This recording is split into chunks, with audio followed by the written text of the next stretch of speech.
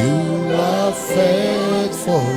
You are... Père éternel, merci pour ce temps. Parle-nous et assiste-nous. Sans ton nom que nous avons ainsi prié et nous disons Amen.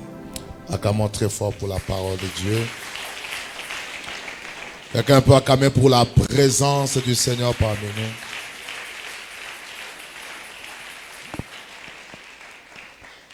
Il y a un voisin, c'est une soirée d'intronisation.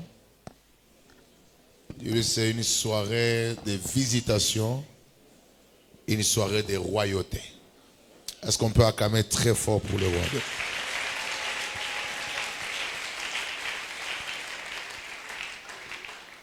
Alors, je voudrais savoir, est-ce qu'il y a-t-il quelqu'un qui a été édifié et béni par l'enseignement d'hier, le culte d'hier où le Seigneur nous a visités? Est-ce que tu peux rendre gloire à Jésus-Christ pour sa faveur et sa grâce parmi nous? Merci. Alors, sans plus tarder, nous voulons gagner vraiment en temps par rapport à l'enseignement, mais aussi trouver un moment fort de prière et de services de puissance. On va prier pour les familles, on va prier pour différents cas.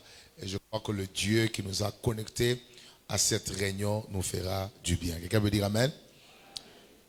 Alors, nous allons lire notre verset de base.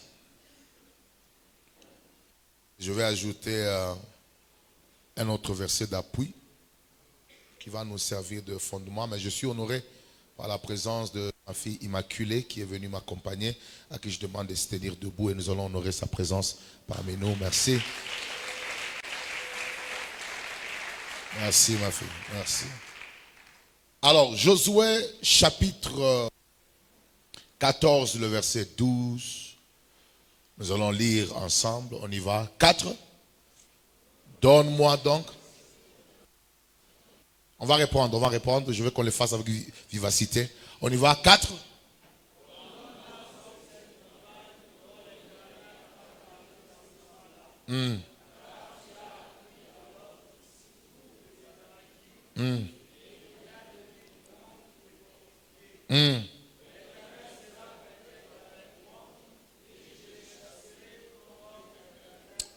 On va les faire ensemble. On y va. 4.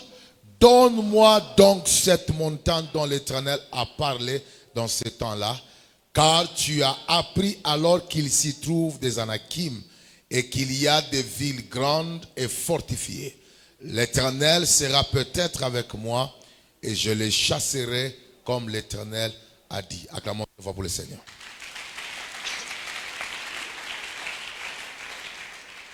Alors aujourd'hui, je veux maintenant me concentrer sur le thème principal de notre activité, donne-moi cette montagne. Pendant les 2 jours passés, le fardeau que Dieu avait posé dans mon cœur, c'était de rétablir vraiment l'autel de la communion avec le Seigneur. Quelqu'un peut dire Amen? En ayant vraiment une forme d'insistance sur la présence de Dieu, la communion avec la présence de Dieu comme un atout fondamental qui peut permettre à un enfant de Dieu à avoir de l'autorité, mais aussi à conquérir des grandes batailles. Quelqu'un peut dire Amen? Alors aujourd'hui, par la grâce du Seigneur, je vais enseigner sur le thème principal, donne-moi cette montagne. Tu peux répéter après moi, donne-moi cette montagne.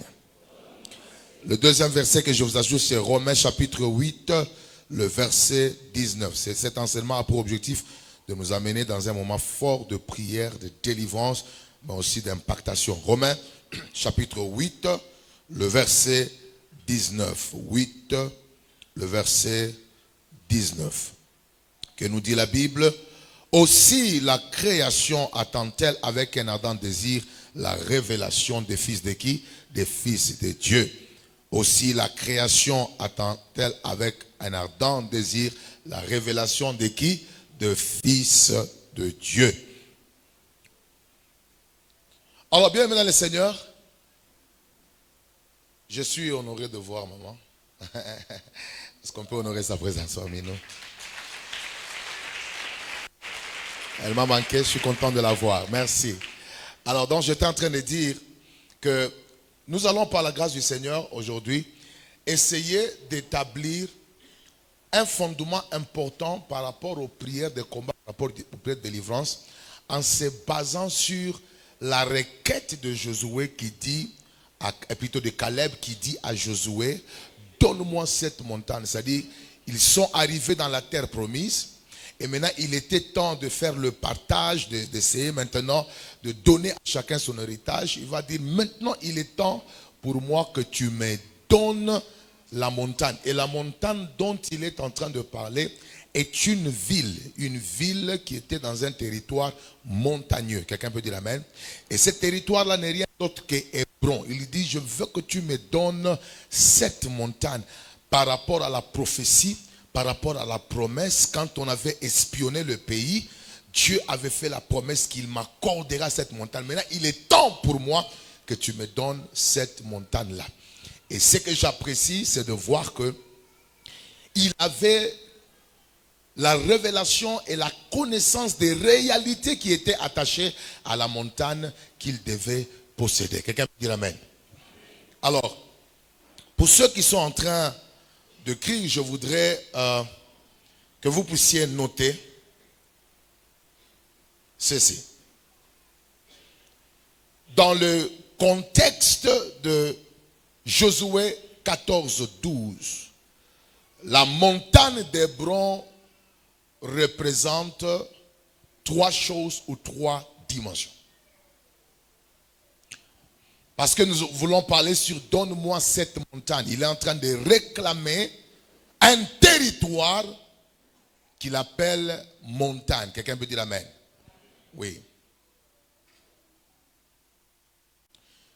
Dans le contexte de Josué 14, 12, la montagne d'Hébron représente trois dimensions. Quelqu'un peut dire amen? Trois dimensions. C'est-à-dire, au long de mon enseignement, quand on va parler de cette montagne, parce que nous voulons parler de la possession de la montagne, toute fois que je vais parler de la montagne, vous devez voir trois dimensions que cette montagne représente par rapport au contexte de la vie de chacun d'entre nous. Quelqu'un peut dire amen. Alors, la première dimension, la montagne, écrivez, est une sphère ou domaine d'influence de la société. Sphère ou zone ou domaine d'influence de la société. C'est-à-dire, quand on parle de la montagne, quand on parle d'une montagne, vous devez voir dans votre esprit une sphère, c'est-à-dire un domaine d'influence de la société. Vous devez savoir que Hébron était une ville stratégique située au cœur de montagne de Juda. En la possédant, Caleb recevait une plateforme d'impact territorial. C'est-à-dire qu'en ayant cette montagne qui est Hébron, qui est une ville, dès qu'il possédait cela, il n'avait pas simplement un simple lieu, mais c'était une sphère d'influence. C'est-à-dire, lui en étant établi sur cette montagne appelée Hébron, il devait avoir de l'influence parmi le peuple. Quelqu'un peut dire amen?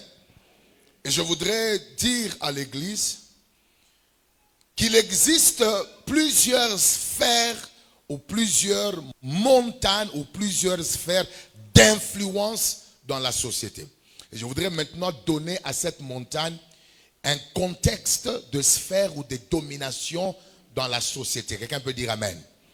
Alors je veux que l'équipe de médias, si vous êtes prêts, aidez-moi à me donner mon tableau pour que je puisse un peu vous montrer les 7 montagnes d'influence dans la société. C'est-à-dire, quand on parle de la montagne d'influence ou le sphère d'influence, nous pouvons regrouper 7 qui contrôlent la société. Et personne ne peut prétendre influencer dans le monde s'il n'a pas encore possédé l'une de ces montagnes d'influence ou qui existent et qui gouvernent la société ou même le monde au niveau international. On y va, je vais vous montrer. Je vais vous montrer maintenant. Pour ceux qui ont des téléphones, vous pouvez profiter pour prendre peut-être la photo ou si vous pouvez déjà tracer ça dans votre carnet. Alors, voilà les sphères d'influence. La première sphère d'influence que nous avons, c'est la religion. Dis après moi la religion. La religion est une montagne. Quelqu'un peut dire amen. C'est une sphère d'influence. Et ici, c'est la spiritualité qui compte. Les églises, le ministère, le valeur morale, c'est le domaine de la religion. Et ça va aussi avec toutes les sciences occultes, parce que dans le monde, il n'y a que ceux qui sont dans une certaine spiritualité qui influencent. Quelle que soit la nature ou la qualité, mais il n'y a personne qui arrive à influencer dans le monde à une dimension élevée sans qu'il ne soit dans une quelconque spiritualité ou religion. Quelqu'un peut dire amen? Et c'est comme ça que les enfants de Dieu, lorsque vous montez en royauté, vous montez en influence, cette montagne de la religion doit être maîtrisée. Mais aussi, il y a la deuxième montagne, c'est la montagne de la famille. Le noyau fondamental de toute société, mariage, parentalité et même éducation. J'aimerais dire à l'église, il y a des gens parmi nous, pour que leur destinée puisse s'éclore, ils doivent gagner la bataille de la montagne du mariage. Je dois vous dire la vérité, il y a des gens aussi longtemps qui ne rencontrent pas de sœurs, aussi longtemps qu'ils ne rencontrent pas leur Boaz, ils n'entreront pas dans leur destinée prophétique. C'est-à-dire qu'il y a des gens dans la soirée d'aujourd'hui, ils ne doivent pas quitter cette salle sans que la bataille liée au domaine du mariage ne tombe. Parce que la prochaine dimension de ta vie doit passer par la conquête de cette montagne de la famille. Quelqu'un peut dire amen. Mais on peut avancer. Il y a aussi ce que nous appelons l'éducation. L'éducation est une montagne de la société, c'est une sphère. Quelqu'un peut dire amen. Donc quand on dit donne-moi cette montagne, on est en train de se référer aux différentes sphères de la société qui influencent et qui déterminent l'impact d'un croyant dans la société. Vous pouvez être un chrétien, mais si vous ne possédez pas l'une de ces montagnes, vous allez rester puissant à l'église mais faible à l'extérieur. Le grand problème de l'église n'est pas l'absence de la prière. Le grand problème de l'église, c'est le déséquilibre entre la sacrificature et la royauté. Le déséquilibre, c'est quoi? C'est que en tant que sacrificateur, c'est la prière, c'est le service dans l'église, c'est le temple. Nous sommes forts en prière. Mais quand on est dehors, nous n'avons pas de personnes qui occupent des positions élevées dans les sphères de la société pour donner du tonus à l'église. Et je ne suis pas venu prêcher un message déséquilibré. Je suis venu prêcher un message qui doit faire entrer quelqu'un dans sa dimension de la sacrificature, dans la dimension de la royauté. Est-ce que quelqu'un peut acclamer très fort pour le Seigneur?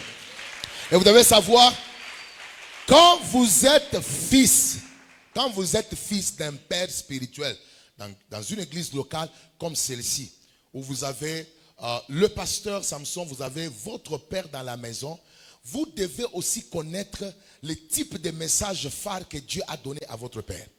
Parmi les messages forts que Dieu a donné comme révélation à votre père, c'est la royauté. Tu ne peux pas être dans cette église, tu ne comprends pas bien la royauté. Dieu, en m'amenant ici, je suis en train de compléter quelque chose qui concerne le domaine fort du message du Père de la maison. Et Dieu vous appelle, vous ici, à influencer sérieusement dans les secteurs de la société. Et l'éducation, l'enseignement, les écoles, les universités, les idées, la philosophie est une sphère d'influence. Vous n'allez pas dominer dans le monde si vous n'arrivez pas à occuper une de ces sphères. La raison pour laquelle il y a des personnes parmi nous qui sentent en eux parfois le désir d'enseigner, le désir d'être professeur, ce n'est pas un désir charnel. Parce que l'une des façons que Dieu donne aux croyants d'influencer le monde, c'est d'occuper des sphères d'influence dans lesquelles ils peuvent parler aux personnes qui ne peuvent pas entrer ici. Parce qu'une personne qui a maîtrisé l'éducation ou qui a une position, tu es professeur, tu es, je ne sais pas, enseignant, ou tu es recteur, tu maîtrises une certaine administration d'une université quelconque, cette position te donne une influence sur les gens qui ne sont pas nécessairement pentecôtistes, mais qui peuvent avoir les oreilles ouvertes à cause de la science qui vous unit. Je prie que dans la soirée d'aujourd'hui, que Dieu nous donne des hommes et des femmes qui vont dominer dans le sphère de l'éducation. Donne-moi un bon amen et je vais parler. Tout le monde ne passera pas à la chair pour prêcher. Vous devez savoir que le grand problème qu'on a eu, je parlais du déséquilibre, c'est qu'on a formé une église où tout le monde a l'ambition de devenir prophète, l'ambition de devenir pasteur, l'ambition de devenir docteur. Mais Dieu ne donne pas les 5 ministères à tous les croyants. Il les donne à des personnes qu'il choisit, qui doivent être les hommes du temple. Et il fait en sorte que ces personnes équipent les croyants qui doivent aller dominer à l'extérieur dans le domaine de leur appel. Ah, quelqu'un peut dire après moi, Seigneur, donne-moi cette montagne-là. Ah oui, je dis que Dieu répète après moi, donne-moi cette montagne-là. La montagne dont je parle, c'est une des domaines de sphères dans lesquels Dieu t'appelle à régner. Et il y a aussi le gouvernement politique. Loi, leadership, civil, justice, sociale, protection des libertés, gouvernement et politique. Il y a des gens qui sont nés, que Dieu a envoyés sur la terre comme des personnes qui doivent gouverner dans les domaines de la politique.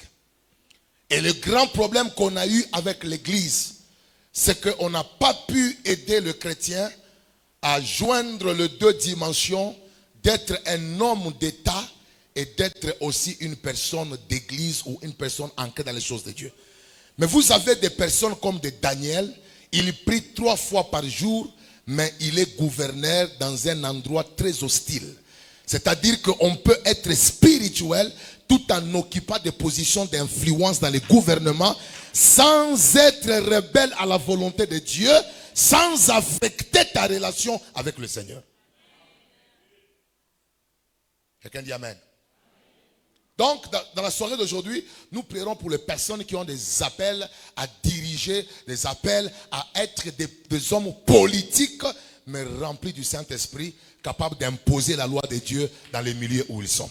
Et aussi longtemps que l'Église n'arrive pas à maîtriser l'esprit de la société, on parlera trop en langue ici. Les gens seront délivrés ici, mais quand on sort dehors, certains problèmes de la société, on ne sera pas capable de les fixer. Parce que nous avons laissé le domaine d'influence aux païens. Nous avons laissé le domaine d'influence aux personnes qui ne connaissent pas les valeurs de Dieu. Je vais vous dire la vérité. Vous venez ici pour être équipé. Après avoir été équipé, il faut aller dans les mondes. Il faut aller dans les mondes. 5. Le média. Information, communication, journalisme, réseaux sociaux. Je voudrais dire à l'église, nous sommes dans le monde de la vitesse par l'internet ou les médias. Les personnes les plus influentes aujourd'hui sont ceux qui ont maîtrisé la puissance du média. Je vous dis la vérité, vous pouvez nier, mais la personne qui détient le média peut dire une chose qui contredit ce qu'un pasteur a dit dans une église de 500 personnes et il est dit sur les médias, si c'est une fausse religion, ça va toucher tout le monde parce qu'il a déjà maîtrisé une plateforme qui réunit beaucoup de gens. C'est pourquoi nous encourageons l'église. Vous devez contribuer à l'épanouissement du média de votre église. Tu es membre de cette église, tu dois aimer la page de l'église. Tu dois partager les messages de ton pasteur. Parce qu'aujourd'hui, qui aura une église de 2 millions de personnes? Qui aura une église de 3 millions de personnes? Même si tu cherches la croissance, bon, tu vas mettre 3 millions de personnes où? Mais Dieu, en amenant l'intelligence, en accordant aux gens, aux hommes, la science, l'intelligence de créer le système de communication le plus rapide qui connecte le monde, c'est parce que derrière ça, Dieu aimerait toucher plus de personnes en temps et en espace. Donne-moi un bon amen, je vais parler. Aujourd'hui, j'ai des témoignages, j'ai des gens que je n'ai jamais vus, mais qui ont été délivrés dans mes réunions à partir de la Chine, à partir de Hong Kong, à partir des États. La semaine passée, une servante de l'Éternel, très loin, dans un pays lointain, en train de nous suivre à partir de Kinshasa, elle avait un problème, projeté par la puissance de Dieu, délivré, mais comptez le millier de kilomètres entre Kinshasa et les États-Unis. La semaine passée. En France, pendant que nous on priait ici, elle est tombée dans sa maison, et les démons sont sortis, et puis elle nous a envoyé $100 d'offrande. Et l'offrande qu'elle a envoyée, c'est un euro. Hein? C'est un héros. Ça signifie qu'ici, il n'y a pas, on n'utilise pas les héros, bien que les gens peuvent les avoir, tout ça. Mais c'est la puissance du média. C'est la puissance de l'information. Et Dieu veut que nous puissions avoir à l'église les gens qui maîtrisent le monde du média. Les personnes qui ont l'intelligence de créer des programmes qui peuvent attirer le monde, mais aussi que ce soit des sites par lesquels nous pouvons toucher et pénétrer les systèmes. Tu me donnes un bon amen, j'avance. Et nous avons les domaines des arts et divertissement. Musique, cinéma, mode, sport, créativité artistique. Dieu passe par ces montagnes. Vous vous imaginez aujourd'hui, quand il y a match, regardez même les pasteurs, au lieu de prêcher parfois même ici devant, il y a des pasteurs dans les églises qui doivent parler du match. Regardez à quel niveau le match est devenu influent.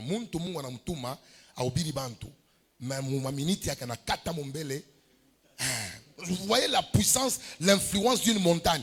Elle dit qu'il est ouais, mais il est un amoureux du match. Quand on gagne Barça, il sent qu'il n'a plus le courage pour bien prêcher. Elle dit qu'il y a une puissance d'influence qui fait qu'un ouais, malgré qu'il doit prêcher, mais quand on a gagné son équipe, il est mécontent et puis il perd les ailes.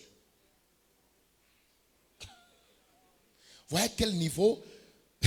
Et si nous voulons que tout le monde ici soit prophète, que dire des joueurs qui doivent nous amener des millions dans l'église? Que dire des enfants qui sont ici, à qui Dieu a donné le talent de dessiner, pour qu'au travers de ces dessins, qu'ils puissent acquérir des millions par lesquels nous allons construire des stades, nous allons construire des hôpitaux, nous allons construire des chaînes même de télé à l'échelle internationale.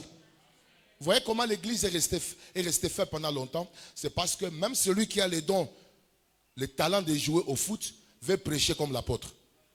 Or, on a besoin de toi dans le foot, on a besoin de toi dans les pays internationaux, pour qu'au travers de toi, que nous puissions gagner les joueurs qui ont touché au fétiche. Qu'ils voient que le Saint-Esprit peut te donner la rapidité au niveau de pied, pour que tu marques le but plus que les autres. Quelqu'un peut dire amen. Et nous avons ce domaine ici de art, divertissement, c'est une montagne. Alors quand on dit, donne-moi cette montagne-là, quelqu'un peut dire après moi, je comprends maintenant. Quand on dit aujourd'hui, Seigneur, donne-moi cette montagne-là, nous voulons demander à Dieu de nous donner les sphères d'influence qui contrôlent la société. Je suis en train de déclarer aujourd'hui, Dieu va donner à certaines personnes les sphères d'influence qui contrôlent la vie de Lubumbashi. Donne-moi un bon amen. Ma femme est cinéaste, ma femme est dans le domaine du film. Elle tourne le film. Elle est à son deuxième film. J'aimerais dans la soirée d'aujourd'hui, tout celui qui a le rêve, la passion de tourner le film, que Dieu te donne la grâce qu'il a donnée à ma femme, qu'il a donnée à quelques personnes dans le monde, de t'introduire dans la carrière de film, où tu tourneras des films qui ne vont pas élever Satan, mais qui vont valoriser le valeur du royaume de Dieu. J'ai vu des gens, Maman Bijou, dans notre film qu'on a projeté la fois passée sur Couronne d'amour. J'ai vu des gens pleurer. C'est un film. On leur a dit que c'est un film. Mais en plein film, les gens ont commencé à pleurer. En train de pleurer et puis ils sont touchés. Et à la fin, on fait l'appel. Les gens donnent la vie à Christ et puis les gens sont délivrés. Vous voyez que Dieu ne passe pas seulement par la prédication, mais tu peux utiliser la prédication par rapport à une montagne, par rapport à une sphère d'influence pour aussi toucher d'autres personnes. Il y a des gens, à cause de leur endurcissement, ils ne peuvent pas venir s'asseoir ici d'un coup pour écouter. Mais si vous lui dites que nous avons un film, oui, nous avons quelque chose que nous voulons utiliser, que tu vas voir. Ce film, comme il est un amoureux de films, il peut être attiré. Et en étant attiré par le film, toi qui es connecté à Dieu, rappelle-toi, pendant 2 jours, Dieu t'a fait comprendre que le fondement de ton influence, c'est ta communion avec lui. Donc tu ne feras jamais un film dans lequel c'est la pornographie qui est amplifiée, c'est l'impudicité qui est amplifiée. Tu feras des choses qui te permettent de préserver ta communion avec le Seigneur. Et c'est comme ça que les hommes qui maîtrisent les montagnes, le sphère de la société, sont capables d'influencer. Mais le grand souci que nous avons, le fardeau que nous avons, même avec Mukuwa, c'est qu'on n'a pas encore atteint l'église, spécialement l'église de ma nation, on n'a pas encore atteint le niveau d'envoyer beaucoup de disciples qui sont influents dans la société et capables de manifester les valeurs de Dieu. Et le problème que nous avons aujourd'hui, c'est quoi? c'est que si quelqu'un est à l'église, dès l'instant où Dieu l'élève, il quitte d'abord l'église. Vous voyez?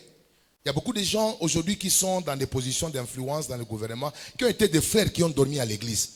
Ils ont passé des jours à l'église. Aujourd'hui, à cause d'un peu de dollars, un peu de moyens, ils ont quitté l'église. J'aimerais parler à tout celui qui sert. Où sont mes protocoles d'abord? Où est Jonathan? Protocole, c'est lui qui me prend souvent à l'hôtel. Où est-ce qu'il est? Il est. Mon bien-aimé aussi, toi aussi tu m'amènes souvent. Où est Sharon? Toi aussi. Dieu vous donne des positions d'influence, vous ne laissez pas ce travail. Dieu vous élève, vous ne laissez pas ce travail. Dieu va vous positionner. Mais le grand problème avec beaucoup de chrétiens, dès que Dieu les positionne, ils laissent le travail du temple. Or, la sacrificature et la royauté doivent opérer ensemble. Je parle au choriste. Tu es là, Dieu va t'élever. Ne quitte pas cet endroit-là. Tu es intercesseur. Dieu va. Nous voulons avoir des ministres intercesseurs. Nous voulons avoir des banquiers, protocoles de notre pasteur. Nous voulons avoir des hommes connus dans le monde de la cinématographie, mais ils peuvent s'asseoir en semaine à l'église. Là-bas, écoutez la parole. Écoutez la parole. C'est la volonté de Dieu. Quelqu'un veut dire amen? Qu'est-ce que vous remarquez? Jésus est au ciel, dans la royauté. Il est où? Au ciel. Dans quelle position? Assis, n'est-ce pas? Jésus est assis à la droite de qui? Il est dans le positionnement, mais qu'est-ce qu'il fait? Il est en train d'intercéder. C'est-à-dire que c'est la sacrificature qui soutient la royauté.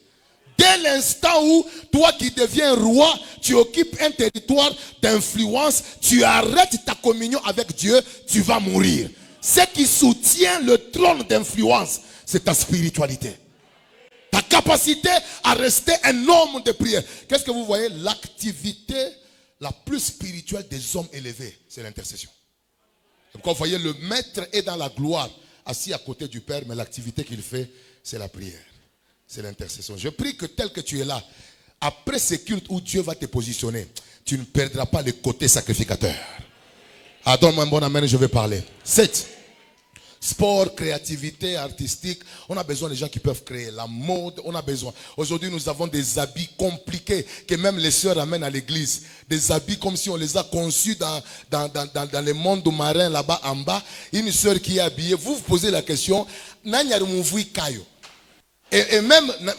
quand il va enlever ça, donc même bon amen, je vais parler. Parce qu'on a des enfants de Dieu qui ont laissé le sphère de l'art. Ils ont laissé le domaine de la mode. Je prie que tout celui qui a l'esprit de créer les habillements, la façon de... Dieu t'a appelé à être tailleur. Que Dieu t'élève à dominer dans le domaine de la mode.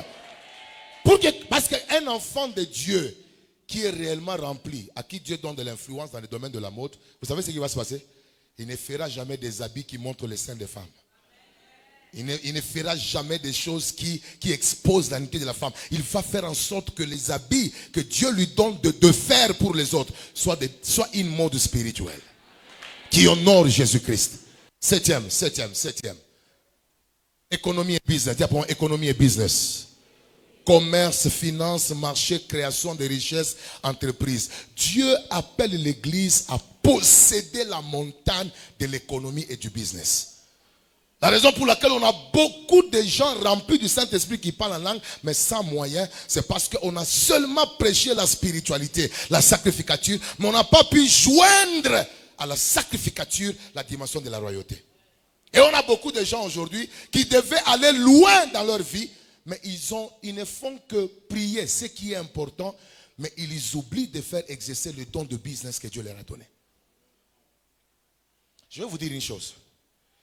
Jésus avait 12 disciples, puissants, 12 apôtres, très puissants. Mais ce qui m'étonne, c'est de voir que quand il est question de l'enlever de la croix pour l'amener dans la tombe parmi les riches, aucun disciple rempli, aucun disciple plein de prières n'a été qualifié pour le faire. Parce qu'en ce qui concerne le déplacement de Jésus de la croix vers la tombe parmi les riches, il y a une prophétie déjà dans Ésaïe, dans l'Ancien Testament, qui dit que sa tombe sera parmi les riches. Or, pour trouver une tombe parmi les riches, toi aussi tu dois être riche. Ce n'est pas question maintenant d'avoir simplement une vie de prière remplie. Il n'est pas seulement question de parler en langue. Il est question d'avoir l'identité qui te permet maintenant de faire quoi? De faire accomplir une prophétie. Maintenant, Dieu n'a pas trouvé parmi les 12 quelqu'un qui pouvait accomplir cette prophétie-là. Il a fallu que Joseph d'Arimathée. Il est disciple, mais il est riche. Il est disciple, mais il a une position sociétale. Il est sénateur dans le gouvernement de Pilate. Et c'est cet homme ici qui avait le pouvoir, l'influence, d'abord économique. Il avait l'influence sociétale. Il avait une position qui s'imposait. Et en tant que riche, avec toutes les valeurs qu'il avait, il est allé dire à Pilate, prête-moi un peu ce corps-là, j'ai besoin de son corps. Donne-moi. Je crois que dans les affaires qu'ils avaient, il y avait des deals. Toi, donne-moi le corps, on va voir comment avec le million là, je vais te donner, mais quand même, je vais l'amener parmi les riches. Pour Pilate, c'est une collaboration en termes de business. Mais dans le monde spirituel, c'est une prophétie depuis l'Ancien Testament que Dieu est en train d'accomplir. Je déclare qu'il y a des prophéties que Dieu n'accomplira pas par les prédicateurs. Il y a des prophéties que Dieu n'accomplira pas par des pasteurs. Mais il les accomplira par les hommes qui ont occupé la montagne de l'économie et du business dans le royaume. Ce sont eux qui vont enlever l'église de certaines souffrances pour aller les poser dans les lieux de la promesse. Et si l'église n'atteint pas cette dimension, nous allons rester une église moins influente. Une église dans laquelle on n'aura pas certains ministres, certaines autorités, un certain calibre de personnes. Pourquoi? Parce que le peuple est resté seulement dans la sacrificature sans comprendre la dimension de la domination. Dis après moi, je change ma façon de voir les choses. Dis après moi, je change la façon de voir les choses. Écoutez, je voudrais dire à tout le monde ici, tel que tu es là, la matière de notre nation, c'est-à-dire le minerai de notre nation, qui font que les yeux du monde sont maintenant concentrés sur le Congo, ces matières-là, j'aimerais prophétiser, sont dans tout celui qui émane de la terre. Parce que l'homme est poussière. L'homme vient de la terre. Et toute la matière précieuse que les gens admirent, c'est-à-dire que d'une manière ou d'une autre, Dieu a déjà posé en nous les richesses et tout ce qu'il faut de précieux. Il est question simplement de comprendre comment activer et entrer en possession avec le minerai d'où toi tu es venu.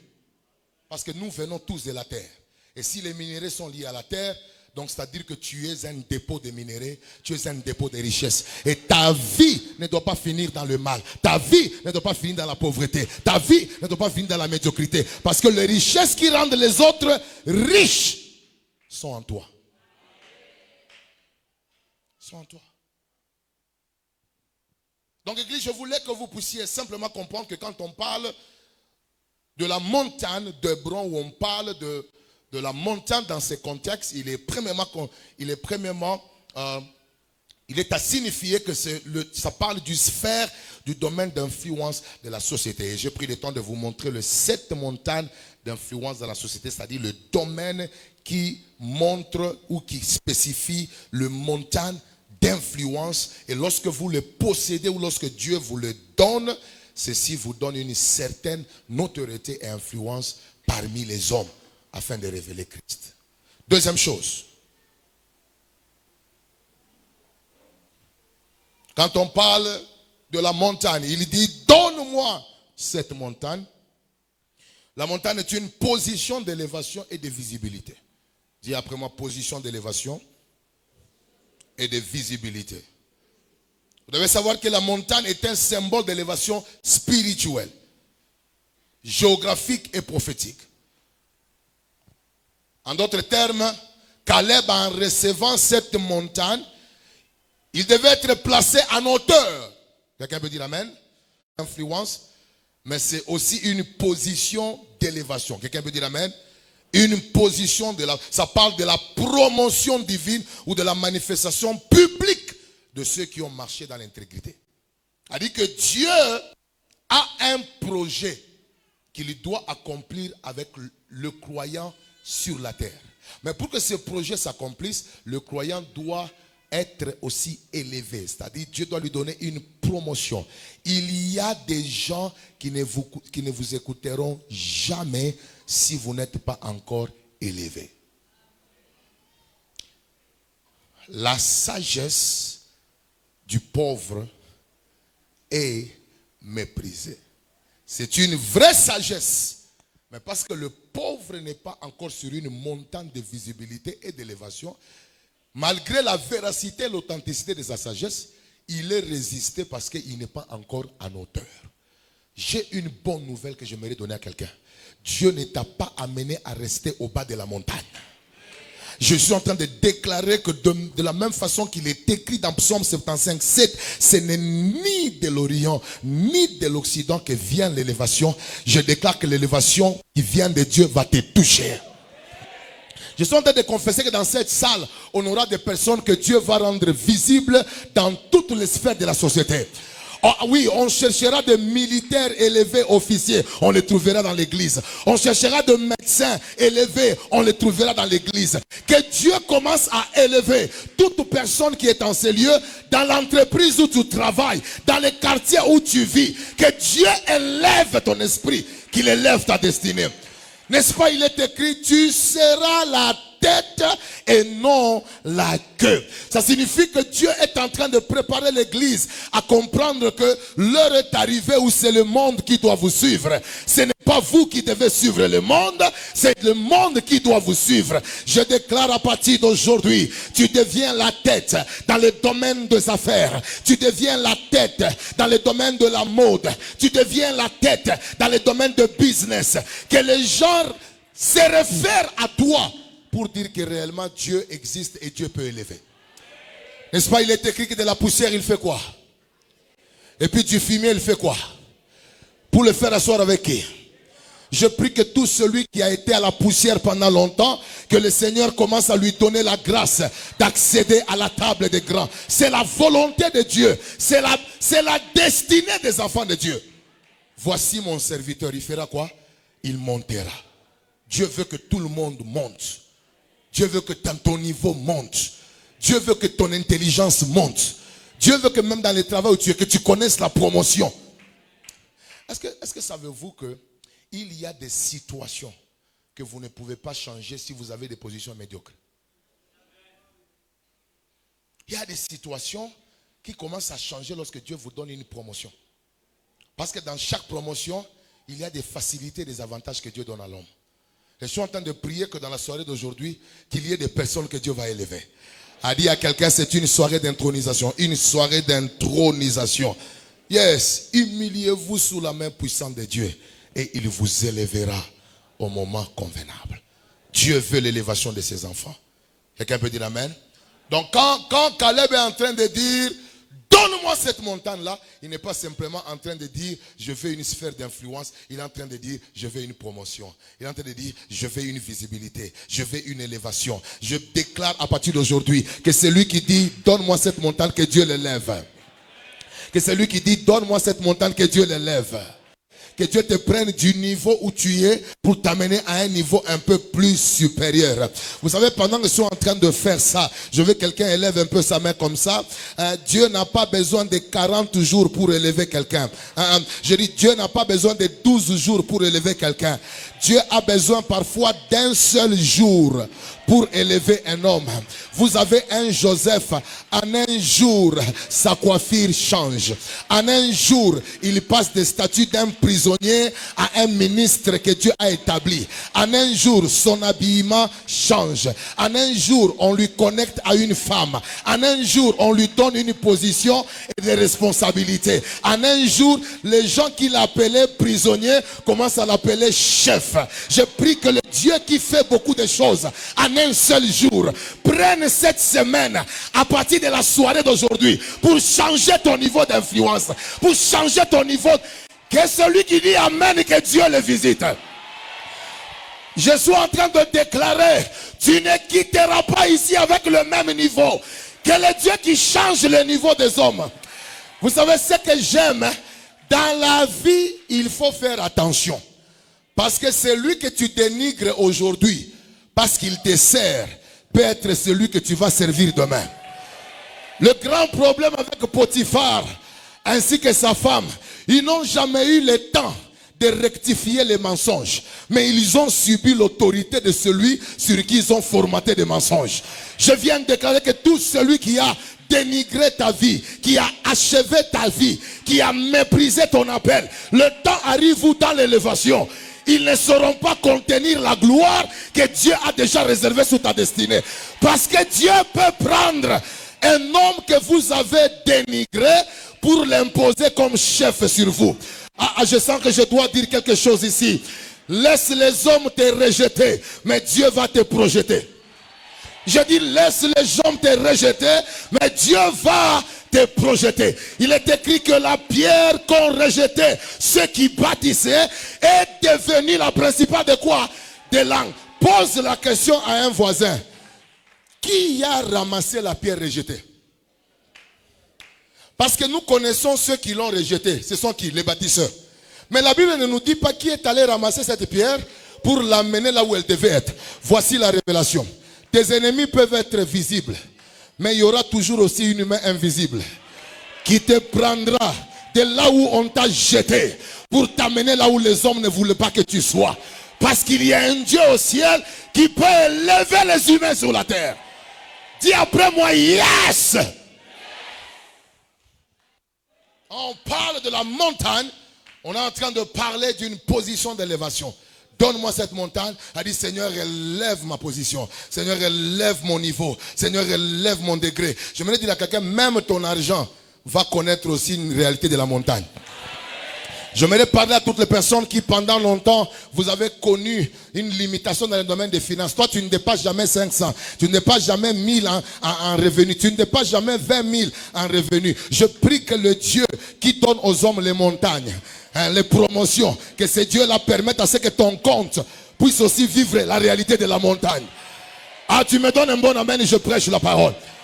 Mais aussi vous devez savoir tel que nous sommes ici, même si les banques dans lesquels nous investissons contrôlent l'argent, il y a aussi des richesses ici à Lubumbashi et dans le monde que les hommes et l'économie ne contrôlent pas. Demandez à Pierre, il vous dira que le maître l'avait envoyé pour aller faire sortir l'argent dans la bouche d'un poisson. Maintenant ma question est celle-ci. Quand il a retiré l'argent de la bouche du poisson, par rapport au relevé bancaire du gouvernement romain, comment est-ce qu'il justifie l'origine de cet argent et les dépenses qui ont été faites? C'est parce que dans le royaume, Dieu voulait montrer à Pierre que moi, je suis celui qui détient les richesses qui sont cachées, que le président ne maîtrise pas, que les hommes ne maîtrisent pas. Celui qui me donne un bon amen, je déclare ce soir que les richesses que tes parents ne maîtrisent pas, que les richesses que les occultistes ne maîtrisent pas, viennent vers toi. Parce qu'il y a aussi des réservoirs de finances et de provisions que Dieu réserve pour ses enfants. C'est pourquoi il dit dans la parole, Israël, je te donnerai les richesses qui sont dans les lieux secrets.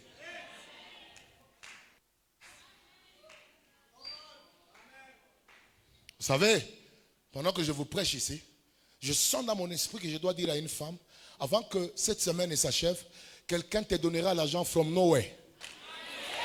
Hein? Je dois dire à un homme, le Dieu que nous prêchons, c'est un Dieu de provision inattendue.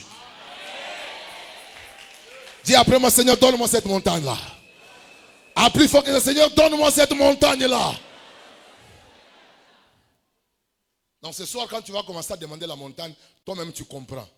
Montagne, sphère d'influence. Montagne, élévation, promotion. Mais troisième dimension, quand on parle de la montagne, dans le domaine de ces contextes, ou dans les contextes plutôt de ce verset, voulais-je dire, c'est un territoire prophétique attaché à ta destinée.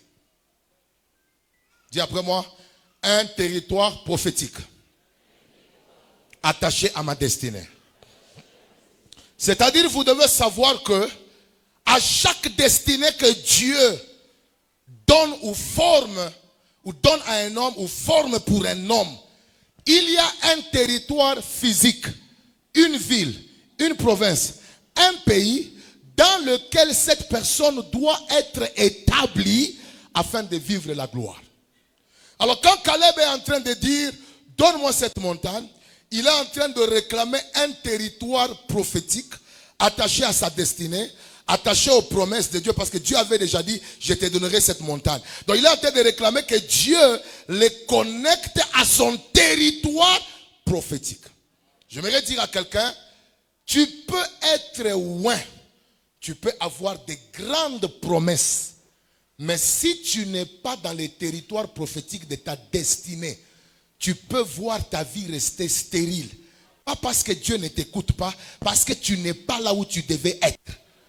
Vous allez constater que dans la plupart des cas, les personnes qui ont réussi leur destinée dans la Bible, je vais prendre 2 exemples, à côté de leur identité, il y a les territoires d'opération.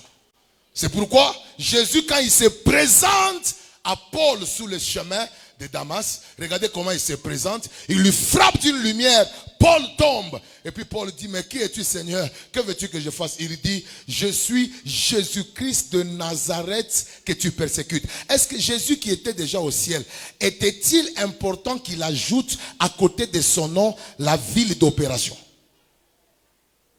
C'est parce que à chaque destinée, il y a un territoire d'opération. Et si tu n'es pas attaché, que tu ne connais pas ce territoire, tu peux voir ta vie n'est pas avancée. Pas parce que Dieu ne te bénit pas, mais parce que tu es en dehors du territoire dans lequel tu dois opérer. On a posé la question à Jean-Baptiste. Jean-Baptiste, qui es-tu toi? Qu'est-ce que tu es venu faire? Écoutez comment il se présente. Il dit, je suis la voix de celui qui crie, où ça? Dans le désert. Pourquoi il doit ajouter à la voix un territoire d'opération? C'est parce que par rapport à son mandat, lui qui vient d'une lignée de sacrificateurs, normalement la sacrificature est liée au temple. Et dans sa famille, il n'y a aucune personne qui a été sacrificateur depuis le Lévite jusqu'à son père Zacharie, qui a déjà fait le sacrificateur en dehors du temple. Il est le premier qui vient d'un sacrificateur, mais il a la connaissance du territoire d'opération. C'est pourquoi quand on lui pose la question, toi qui es-tu? Il dit, je suis la voix de celui qui crie.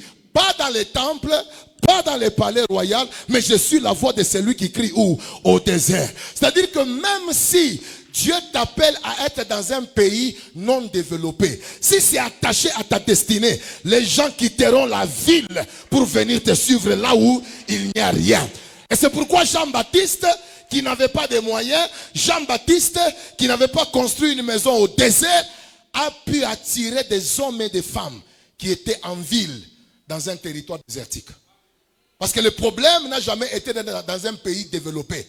Le point avec ma nation, c'est que parfois, nous croyons que la vie est seulement à l'étranger. Nous croyons que des poteaux. La vie est vraiment en Europe. Je connais des gens qui sont en Europe qui souffrent. Je connais des gens qui sont aux États-Unis qui souffrent. Mais j'aimerais dire que le problème n'est pas le territoire. Le problème est d'être là où Dieu veut que tu sois.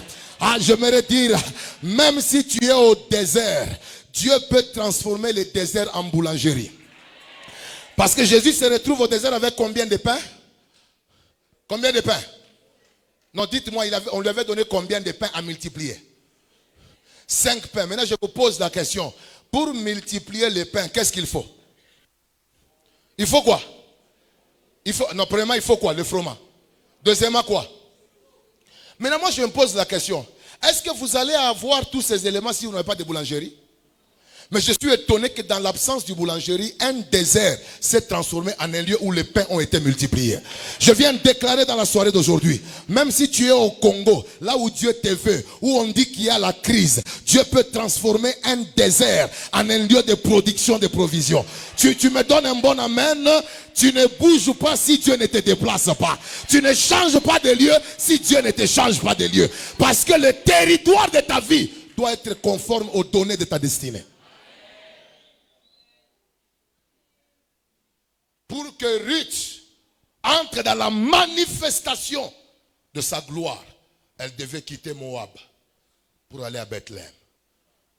Aussi longtemps que tu ne découvres pas ton territoire qui est connecté à ta destinée, tu verras les choses. Vous savez, hein, moi je vais dire à l'église, c'est un témoignage que je donne. J'étais à Likasi pendant plusieurs années. Et Dieu a commencé à faire éclore mon ministère. On a travaillé avec mon père. Dieu a commencé à me donner de l'influence, trop d'invitations, trop de voyages. Mais il est arrivé à un certain moment, Dieu m'a dit, tonton, ici, et clôturer temporairement. Je te vais en Afrique du Sud. Quand j'arrive en Afrique du Sud, je commence l'église. Tu fais 350 invitations, 7 personnes viennent. J'ai dit à Dieu, Seigneur, donc tu m'as pris vraiment là où il y avait la foule, là où il y avait la vie, vraiment, pour m'amener dans un territoire où j'invite les gens, ils font comme s'ils connaissent tout. Donc, un bon amen. Un jour là, ils sont venus à 30. Je les ai amenés tous au restaurant. Et puis, je les ai nourris. J'ai dit, écoutez, n'oubliez pas, dimanche prochain, on se revoit. Et dimanche prochain, personne n'est venu. J'ai commencé à les appeler. Donc, vous là, vous avez mangé mon argent. Et puis, je vous attends à l'église, vous ne venez pas. Bien-aimé dans le Seigneur, j'aimerais donner une bonne nouvelle à quelqu'un. Après quelques temps, Dieu a commencé à attirer des nations. Et aujourd'hui, Dieu nous a donné une grande église. Et maintenant, là, on se prépare pour entrer dans un bâtiment qu'on a acheté. Parce que lorsque Dieu t'établit quelque part, même s'il y a des problèmes, c'est pour un temps. Dieu finira par changer ce lieu-là en un lieu de visitation. Dis à 3 personnes, découvre ton territoire. Quelqu'un peut dire amen. Donc quand on parle du territoire, il est question de connaître ton endroit physique dans lequel Dieu te veut. Quelqu'un peut dire amen. Même tu peux être à Lumbashi, c'est là que Dieu te veut. Mais tu es aussi dans un mauvais quartier. Oh ouais. Et savez-vous que tu peux rester dans un endroit où les bonnes visitations, les bonnes opportunités de ta vie ne te voient pas. Parce qu'on t'a déjà... Je prie que toutes les personnes qui sont ici dans la ville de Lumbashi, dans des territoires où Dieu ne les voit pas, que Dieu crée des problèmes qui vont vous faire déménager, pour que vous puissiez vous retrouver là où un mari va te voir, une opportunité de business va te voir, là où il y aura des choses qui vont changer. Dis à quelqu'un, je reçois cette montagne-là. Comme un bon amen, je vais parler. Celui qui me donne un amen élastique, que Dieu le visite. Mais je suis en train aussi de déclarer, comme Dieu m'a donné une onction missionnaire, si tu es en ces lieux, après ce séminaire, Dieu t'attend dans un pays quelconque. Je prie que Dieu organise les circonstances pour qu'il te mette là où tu dois être. Donne-moi un bon amen. Et je prie que tes déplacements ne soient pas des déplacements qui sont dus au fait que tu as envié un ami qui a voyagé, il a amené une photo, il est devant les tours Eiffel. Non, non, non, je prie que Dieu te donne la grâce d'être là où tu dois être. Et tout celui qui est dans cette salle ce soir, attaché à ce ministère, je t'informe que tu es au bon endroit. Là où le ciel va te visiter. Là où le ciel va te restaurer. Celui qui me donne un bon amen, que Dieu l'établisse. Que Dieu l'établisse. Écrivez 4 vérités à savoir sur les 3 dimensions de montagne. Ou de la montagne, les 3 dimensions de la montagne. 4 vérités à savoir. Je me rétablis 4 vérités. Nous allons entrer dans un moment fort d'impactation et de puissance. Yes. Écris cette vérité.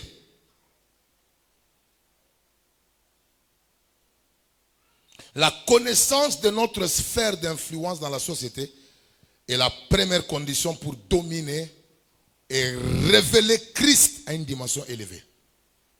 Je répète, la connaissance de notre sphère d'influence dans la société est la première condition pour dominer et révéler Christ à une dimension très élevée ou plus élevée. Quelqu'un peut dire amen. Ce que je veux dire, c'est quoi? Si tu ne connais pas le domaine où tu dois influencer, tu ne vas pas dominer. Donc, chacun de nous ici, pendant que je parle, tu dois être capable d'identifier le domaine dans lequel Dieu t'appelle à dominer. Quelqu'un peut dire amen? Vous savez, il y a des gens, lui ne doit dominer que dans les business, c'est ça son domaine. Mais il y a des personnes à qui Dieu donne la capacité de dominer sur 3 montagnes, 3 sphères. Il est dans le média, il est dans le domaine des business, il est aussi même dans le domaine de la science. Je prie que toutes les personnes qui sont en ces lieux, qui ne connaissent pas encore le domaine de leur influence, que l'Esprit de Dieu t'ouvre les yeux. Je dis que l'Esprit de Dieu t'ouvre les yeux. Et le premier pas pour commencer à dominer dans un territoire, c'est que tu dois être capable de connaître et identifier les sphères d'influence dans la société. Tu es appelé à dominer dans quelle sphère? Et tu dois te rendre compte d'abord de dons que tu as, de potentiel que tu as. Quelqu'un peut dire amen? De la passion que tu as. Unapendaka kufanya nini? Qu'est-ce qui t'attire quand tu vois d'autres personnes? Parce que parfois, Dieu peut activer ce qui est en nous en nous attirant par ceux qui font ce que nous devons faire. N'as-tu jamais vu, tu vois quelqu'un faire quelque chose, tu tombes amoureux de lui, tu dis, ah, j'aime ce qu'il fait. Non, moi aussi je finis par faire ça. Parfois, Dieu utilise ceux qui font mieux que ce que nous devons faire pour activer ce qui dort en nous.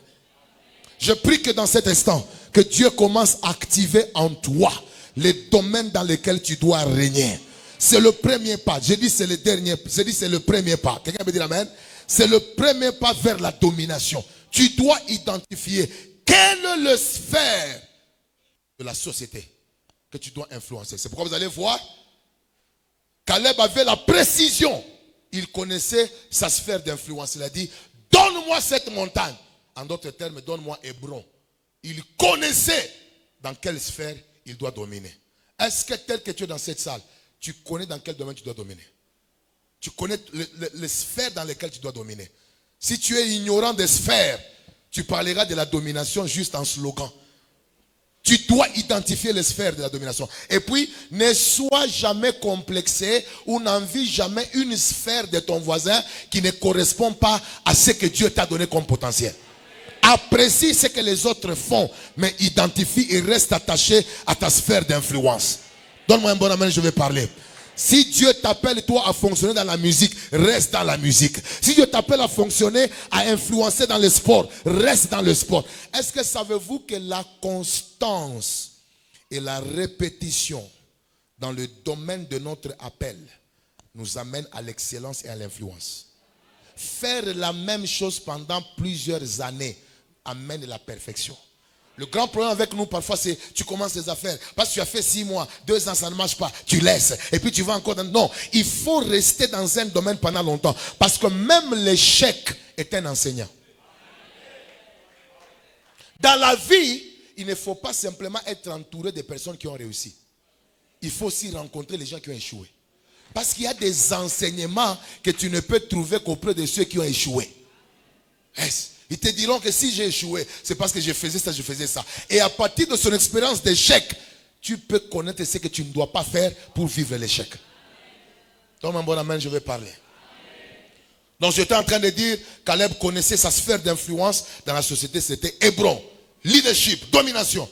Tu dois identifier ton domaine et tu dois rester attaché à ce domaine-là. Quelqu'un peut dire amen. Caleb ne cherchait pas à régner partout, hein, mais il voulait être dans le sphère où Dieu l'avait déjà destiné à être. Notez, la deuxième des choses que je voudrais souligner dans la soirée d'aujourd'hui, je crois que ça c'est l'élément le plus important. Dis après moi, la royauté d'un enfant de Dieu se manifeste par 4 mots. Dis après moi 4 mots. C'est-à-dire que les 4 mots que je vais te citer doivent être des mots que tu dois comprendre pour que tu manifestes. La royauté, c'est simplement le fait d'être roi, d'être une personne qui règne dans un domaine. Quelqu'un veut dire amen? Yes. Quand on dit kingdom, royaume, kingdom, on parle d'un roi qui règne dans un domaine. King, roi. Dom, domaine.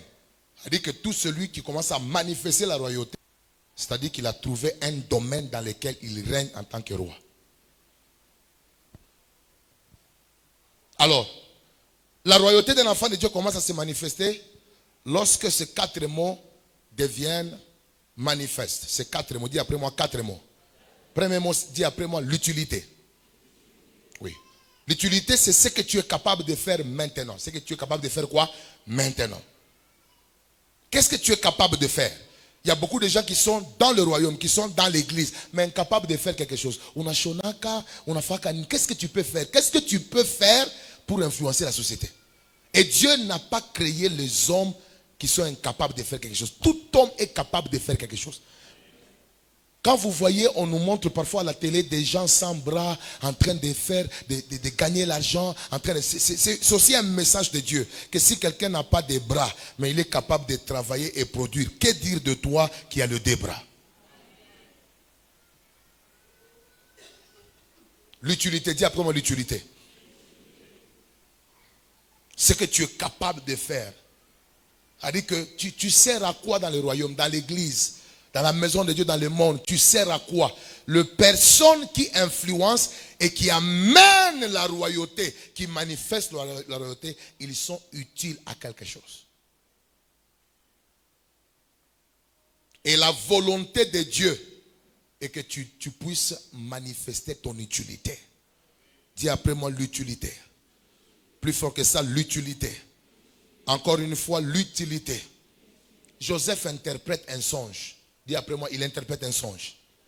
C'est l'utilité. Il est capable de faire quelque chose.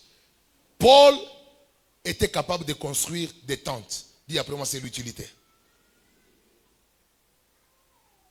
Mais le deuxième mot qui manifeste la royauté, que toute personne doit arriver à produire, dis après moi, l'impact. Encore une fois, l'impact. L'impact, c'est l'effet que tes actions produisent sur les autres. Le fait que tes actions produisent, c'est quoi? Sur les autres. C'est ça l'impact. Tu ne peux pas parler de la royauté si ta vie n'a pas un impact positif sur les autres. Qu'est-ce que ta vie produit comme impact sur les autres? Est-ce qu'il y a-t-il des gens qui sont venus à l'église parce qu'ils ont été attirés par ta vie à l'extérieur? Est-ce qu'il y a-t-il des gens qui ont pris la décision de changer leur façon de parler parce qu'ils ont vu comment tu diriges dans la société? Si ta vie n'a pas d'impact, tu es encore mort. Parce que ce sont les morts qui n'ont pas d'impact. Et il y a beaucoup de gens qui vivent, mais leur vie n'a pas d'impact. Et aujourd'hui, nous avons des gens qui se contentent simplement à ce qu'ils peuvent faire. Mais ils ne se contentent pas à voir ce que tu fais. Qu'est-ce que ça produit comme résultat? Pierre prêche. Ce qui est bon, ce n'est pas seulement la prédication. Mais à la fin de la prédication, 3000 âmes se convertissent. Dis après moi, impact. Vous avez une femme comme la femme samaritaine. Elle est là. Elle rencontre Jésus en un seul jour. Sans séminaire, sans formation. Elle amène à Jésus tout un village. Dis après moi, impact. Mais nous avons des chrétiens qui ont fait 10 ans, 15 ans à l'église. Ils n'ont jamais amené même pas une famille, même pas 3 personnes. Parce que nous avons une génération de personnes qui se plaît simplement à être utiles, à faire quelque chose. Mais quand il est question de résultats, il n'y a pas de résultats. Je prie que Dieu transforme la vie de chacun d'entre nous en un lieu d'impact. Je prie qu'il y ait des témoignages tels que non. À cause de lui, j'ai changé ma façon de voir les choses. Dis après moi, je reçois la grâce. Troisième mot, dis après moi, valeur. Dis après moi la valeur. Ce que tu vaux spirituellement et moralement. C'est ça la valeur. Dis après moi la valeur. En d'autres termes, le poids. Dis après moi le poids. Ce que tu vaux. Ce que tu vaux. Moralement et spirituellement. Ta vie doit être capable de représenter une valeur spirituelle ou quelque chose que Dieu établit comme principe dans son royaume. La valeur, c'est lorsque tu deviens une manifestation d'un caractère de Dieu. Par exemple, si tu es capable aujourd'hui de nourrir 300 000 familles de démunis, tu sais ce que tu représentes en termes de valeur, pas seulement en termes d'impact. Tu représentes la manifestation de l'amour de Dieu. L'amour de Dieu, on ne la touche pas comme ça. Mais dès qu'une personne la manifeste, il devient une personne qui représente la valeur, une valeur de l'amour de Dieu. Quelqu'un peut dire amen? Tu es chef au milieu de personnes adultères. Mais toi, tu restes fidèle à ta femme pendant plusieurs années. Tu deviens un modèle. C'est-à-dire que tu coûtes l'intégrité. Tu vaux l'intégrité. Il y a une valeur attachée à ta vie. Quelqu'un peut dire amen? Rester à l'église pendant longtemps, sans quitter l'église pendant que les gens que tu avais trouvés sont partis. Ça montre que tu as une valeur de loyauté. On ne peut pas voir, on ne peut pas toucher la loyauté, mais tu deviens une incarnation de quelque chose de spirituel. Tu vaux la loyauté. Il y a des gens, quand vous le voyez, à lui-même, à cause de l'évangélisation qu'il fait, à cause des hommes qu'il a gagnés, il y vaut 40 personnes dans l'église. Il faut 40 personnes. Il faut l'évangélisation. Vous n'allez jamais toucher l'évangélisation, mais à lui-même, il représente une valeur. Et le grand problème qu'on a aujourd'hui, tout le monde se dit enfant de Dieu, mais nous n'avons pas tous la même valeur aux yeux de Dieu.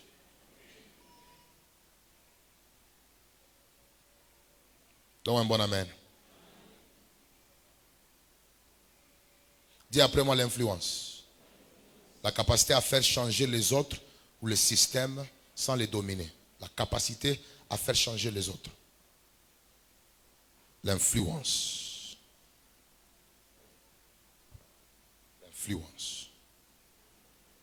La capacité à faire changer les autres. Je prie que dans cette saison, que Dieu fasse de toi une personne qui va influencer les autres positivement.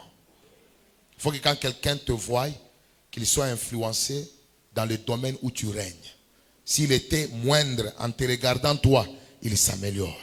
Qu'il y ait des gens qui auront des témoignages tels que si j'avais atteint ces niveaux, c'est parce que tu m'avais influencé. Si j'ai commencé à prier comme ça, c'est parce que tu m'avais influencé. Donc, mon bon amen, je vais parler. Dernière des choses. Chaque sphère d'influence est contrôlée par des esprits géants.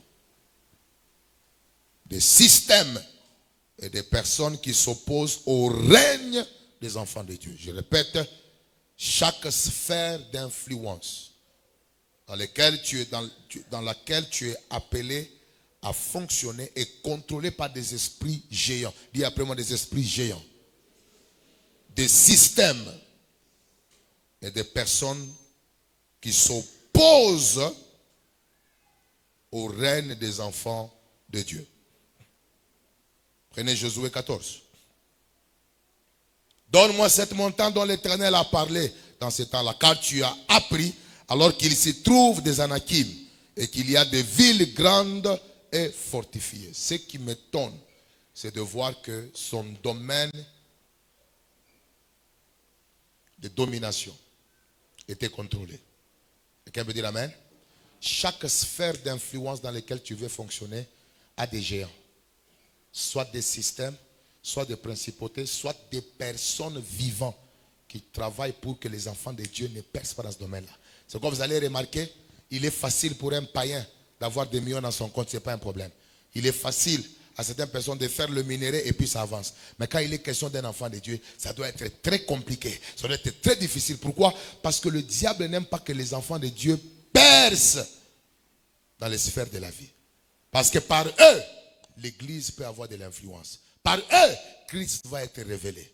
Et c'est pourquoi le combat doit être engagé. La raison pour laquelle nous voulons prier, c'est pour faire tomber ce soir tous les esprits qui empêchent à beaucoup de gens parmi nous de dominer dans les sphères de leur appel. Tu es au milieu de nous, Dieu t'a appelé au business. Mais toi, quand tu fais le business, il y a toujours l'échec. Il y a toujours des choses qui vont faire que tu vas perdre de l'argent. Mais quand les autres le font, ça réussit. C'est-à-dire qu'il y a des géants dans les domaines des sphères où tu dois dominer, où tu dois percer, des géants qui ne sont pas encore tombés, que tu n'as pas encore vaincu. Il y a des gens parmi nous, tu commences leur relation pour que toi aussi un jour que tu fondes une famille, que tu sois aussi quelqu'un qui va dominer dans le domaine de la famille. Mais chaque fois que tu amorces une relation, un problème va arriver. Certains sont même déjà dans le mariage, mais ils ont des géants qui les troublent à l'intérieur du mariage et qui compliquent leur vie. Chaque sphère d'influence, savez-vous pourquoi est-ce que ce n'est pas tout le monde qui chante ou qui fait le business ou qui est dans le cinéma qui peut lever la tête pour être connu? C'est parce que chaque fois que vous entendez une personne dont les noms, les échos de son nom commencent à se faire sentir, d'une manière ou d'une autre, il a gagné les puissances qui n'aiment pas que les enfants de Dieu soient élevés. C'est pourquoi vous allez remarquer, Jésus fait 40 jours au désert.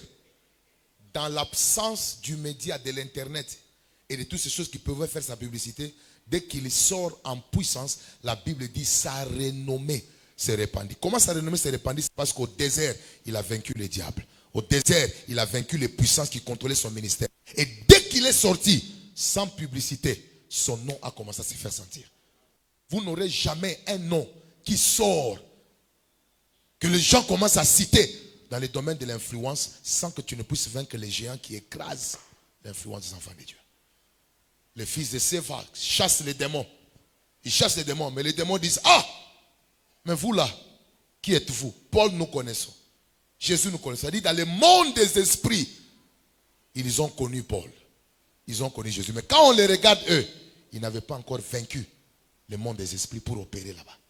Je viens de déclarer, si tu es parmi nous, Tu es appelé à dominer dans les domaines politiques. Que Dieu te donne l'autorité sur les esprits qui contrôlent les sphères politiques. Si tu es parmi nous, tu es dans une partie politique, tu es dans, je ne sais pas, dans une plateforme politique qui te prépare un jour à devenir quelqu'un. Dieu va te oindre ce soir. Il va te donner la supériorité sur les forces qui contrôlent les domaines politiques. J'aimerais faire 5 déclarations qui nous introduisent en prière. La première déclaration que je fais, à partir d'aujourd'hui, Dieu te donne un esprit excellent. C'est-à-dire que ton imagination commence à voir la grandeur et non la petitesse. Celui qui me donne un bon amen, tes rêves changent. Si tu visais 50, tu commences à viser 50 000. Si tu visais 50 000, tu commences à viser 50 millions. Que Dieu élargisse ton esprit et ta conception. Tu me donnes un amen plus fort, j'avance. La deuxième déclaration que j'aimerais faire, à partir de ce soir, que Dieu te donne des connexions qui vont t'amener dans le sphère de ton influence. Tu n'auras plus seulement des amis qui ont la même dimension que toi. Dieu va te connecter à des hommes et des femmes qui sont plus excellents que toi. Pas pour entrer en compétition avec toi, mais pour te tirer là où tu dois être. Celui qui me donne un bon amen reçoit de nouvelles connexions. En sortant de cette salle, une nouvelle connexion. En sortant de ces lieux, tu auras de nouveaux numéros dans ton téléphone. Pourquoi? Parce que Dieu veut t'amener à la grandeur. Celui qui me dit un bon amen, je déclare encore. Je viens confesser à partir de maintenant, Dieu te donne une grande passion pour faire ce que tu es appelé à faire. Quels que soient les échecs que tu as connus, Dieu te donne un nouveau zèle pour le business, pour les affaires, pour les contacts, pour les études. Tout celui qui est en ces lieux, tu avais perdu la passion pour faire quelque chose à cause des échecs. Que cette passion soit restaurée. Ah oui, je dis que cette passion soit restaurée. La Bible déclare, ne pensez plus aux événements passés. Parce que moi, Dieu, je suis sur le point de faire une chose nouvelle. À partir de maintenant, que tes rêves ressuscitent. Je dis que tes rêves ressuscitent. Que les rêves qui ont été écrasés par les échecs reviennent au nom de Jésus-Christ. Je dis reviennent au nom de Jésus-Christ. Quatrième déclaration. Je déclare qu'à partir de maintenant, tu ne tomberas plus malade dans la saison des opportunités. Je dis tu ne tomberas plus malade dans la saison des opportunités. Oui, si tu es en ces lieux, tu avais une maladie qui t'empêchait de travailler fortement. Que Dieu commence à restaurer ta santé.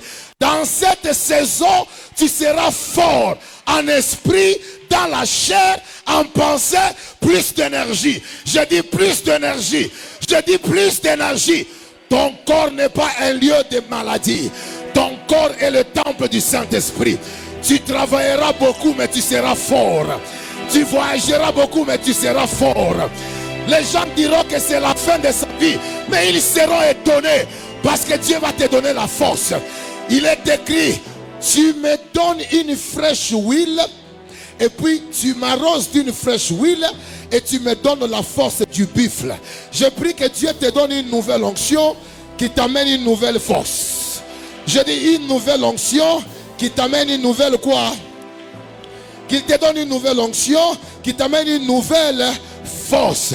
Et ma dernière déclaration, bientôt tu seras une ville établie sur une montagne. Je dis bientôt tu seras une ville établie sur une montagne. Une ville qui est établie sur une montagne, même si tu fais semblant de la regarder, même si tu fais semblant pour l'ignorer, mais tu seras obligé à un certain moment de lever le regard pour dire que voilà, je vois. Tout celui qui est en ces lieux, qui vient d'une famille où les gens ne percent pas, où les gens ne sont pas connus, et même le nom de ta famille n'est pas tellement connu. Je viens confesser, c'est par toi. Je dis c'est par toi. Je dis bien c'est par toi que Dieu va relever le nom de ta famille. Je dis c'est par toi que Dieu va relever le nom de ta famille. Pourquoi? Parce que c'est un Dieu qui veut que ses enfants dominent. Je dis qu'il veut que ses enfants dominent. Dis après moi, Dieu veut que je domine. Dieu veut que je domine. Tout lieu que foulera la plante de ton pied, Dieu va faire quoi? Dieu va te le donner. Dis après moi, Dieu veut que je domine. Je vous ai donné le pouvoir de marcher sur quoi? Sur les serpents et sur les scorpions et sur toute la puissance de l'ennemi. Dieu veut que tu domines. Créons l'homme à notre image et à notre ressemblance pour qu'il fasse quoi? Afin qu'il domine sur la terre. Dis après moi, Dieu veut que je domine. Domine au milieu de tes ennemis. Assieds-toi à ma droite jusqu'à ce que je ferai de tes ennemis quoi? Ton marchepied. Dieu veut que tu domines. Je dis que Dieu veut que tu domines. Dans les affaires, tu domines. Dans le mariage, tu domines. Dans les relations, tu domines. Même dans le business, tu domines. Dans l'économie, tu domines. Dans la création des idées, tu domines. Celui qui est en train d'acclamer l'onction de la domination. Je dis que celui qui acclame que l'onction de la domination.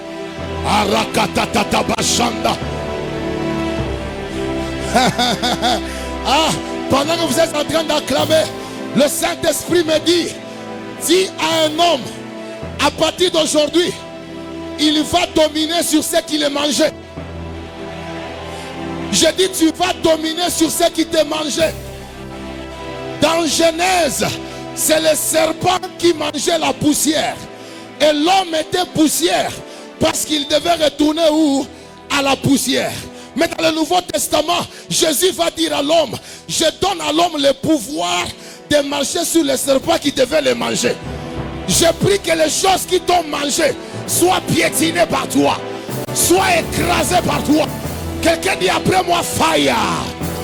Dis après moi fire. Je déclare qu'à partir d'aujourd'hui, celui qui a mangé ce qui est à toi sera aussi mangé. Je dis celui qui a mangé ce qui est à toi sera aussi mangé. La Bible dit je vous restituerai les années qu'ont dévoré quoi? Les sauterelles. Dans l'Ancien Testament, ce sont les années qui dévorent les sauterelles.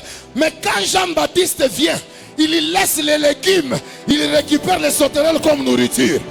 Je viens déclarer ce soir, celui qui a pris ce qui est à toi, lui aussi on le prendra. Parce que ce qu'un homme aura semé, il le moissonnera. Quelqu'un peut bouger là où il est. Quelqu'un peut sauter là où il est. C'est une année de domination. C'est une année de domination. C'est une année de domination. Celui qui est en train de bouger, que ce territoire-là devienne ton territoire de domination. Ashanda Bakadia.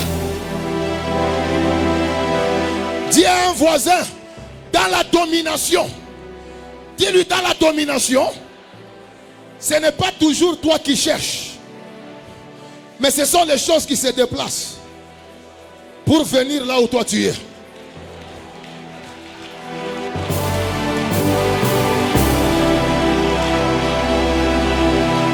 Élie n'a jamais cherché la nourriture.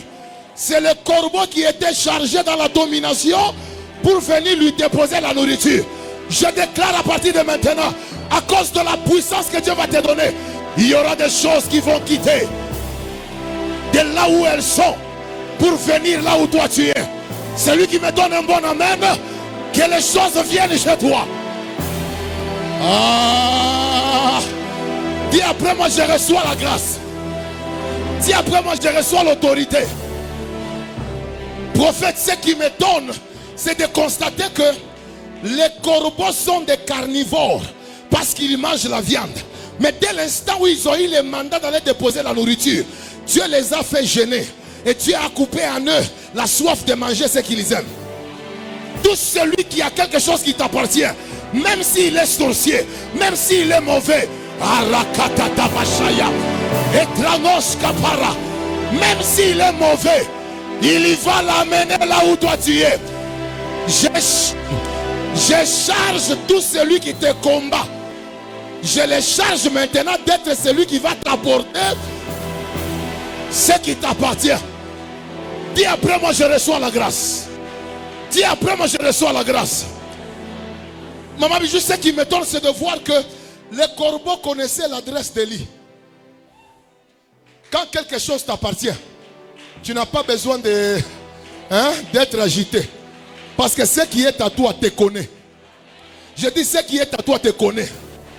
Acclame pour le mariage de ton voisin. Acclame pour l'élévation de ton voisin. Maintenant, si tu as fini d'acclamer, dis maintenant au voisin, ce qui est à moi n'ira jamais chez autrui. Ça viendra toujours chez moi. Parce que chaque élément que Dieu a destiné à ma vie connaît mon adresse. Connaît mon adresse. Connaît mon adresse. Connaît mon adresse. Connaît mon adresse. Arakatatabashaya. Dis après moi fire. Dis après moi je déclare. Et je confesse. Tout géant qui occupe le domaine de mon appel, le domaine de mon influence, maintenant, esprit de contrôle, libère les sphères d'influence de ma destinée, de mon église, de ma famille, tout domaine dans lequel je suis prophétiquement appelé à dominer. Maintenant, esprit de limitation, esprit de mort, esprit de médiocrité, esprit de résistance, libère ma carrière, libère mon appel, libère mon potentiel, libère mes habilités. Maintenant, je vous chasse, toi démon sorcier, toi esprit sorcier, toi esprit humain, représenté par une personne qui porte le même sang que moi au sein de ma famille. C'est à toi que je parle. Je t'ordonne maintenant, libère les domaines de ma prédilection, libère les domaines de mon influence. Je déclare maintenant, esprit de contrôle, esprit de limitation, lié au nom de ma famille, lié à mon sang, lié à ma maison d'origine, où nous avons grandi. Maintenant, prends tes bagages, sors, sors, sors, sors. Claque le main, commence à prier.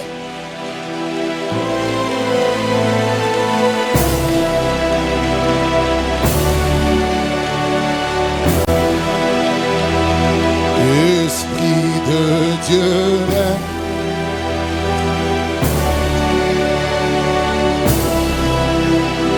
dans ma vie, esprit.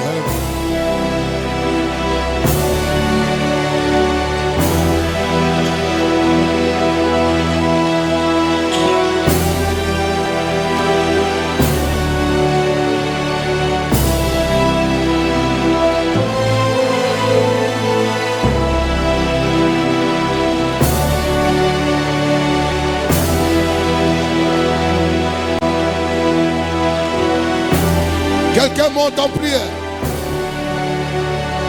Monte en prière.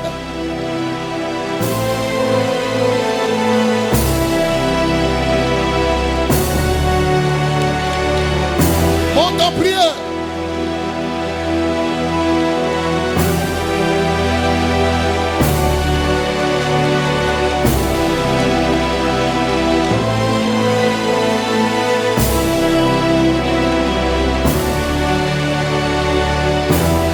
Quelqu'un fait tomber les géants. Quelqu'un fait tomber les géants.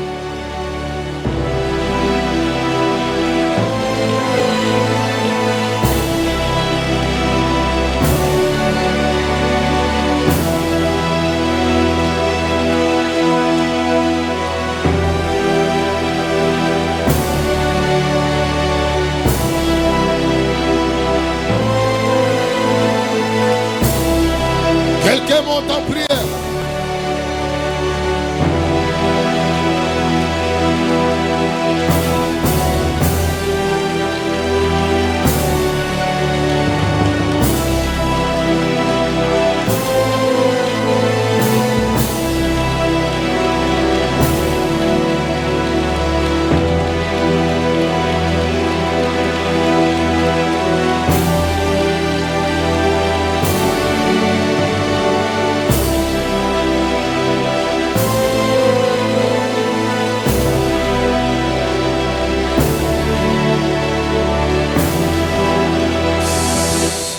Le Saint-Esprit me dit, ce soir il y aura la délivrance par rapport au schéma des malheurs qui arrivent dans les familles.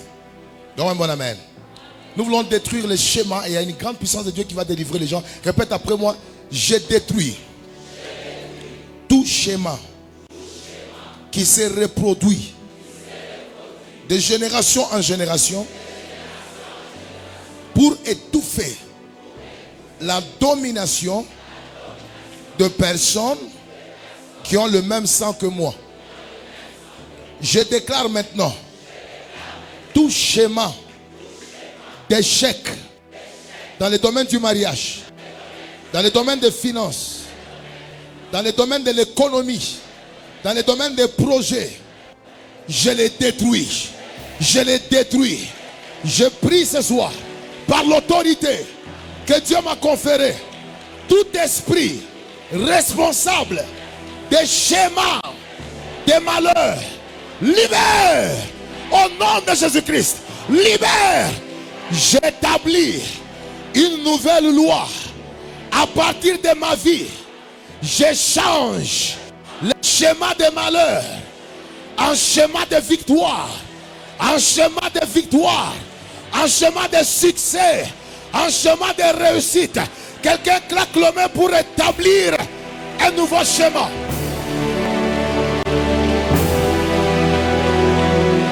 Esprit de Dieu, viens, viens, viens dans ma vie, esprit, viens, viens, viens, esprit de Dieu, viens, viens, viens, viens dans ma vie, esprit, règne. Quelqu'un est en train de détruire le schéma. Yes. Yes. Yes. Yes. Yes.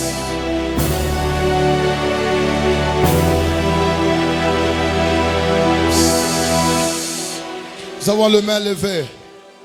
Hallelujah. À peine escobrende qui va. Garde le main levée. Hallelujah. Praise God. Le Saint-Esprit me dit, il y a des personnes qui vont briser les schémas. Garde le main levée. Il y a des gens que Dieu est en train de toucher, que le Seigneur va utiliser pour briser des schémas.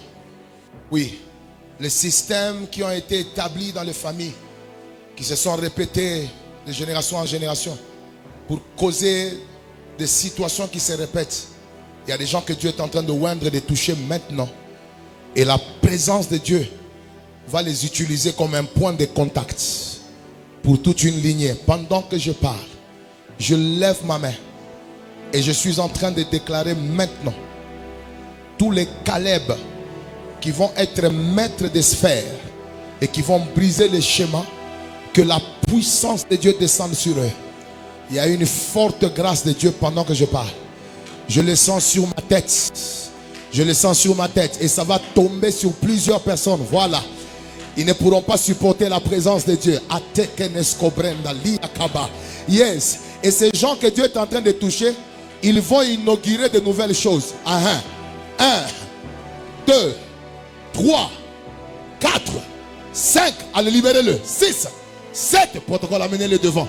Pendant que je parle, c'est une onction qui les introduit dans la dimension de briser les schémas qui ont été établis.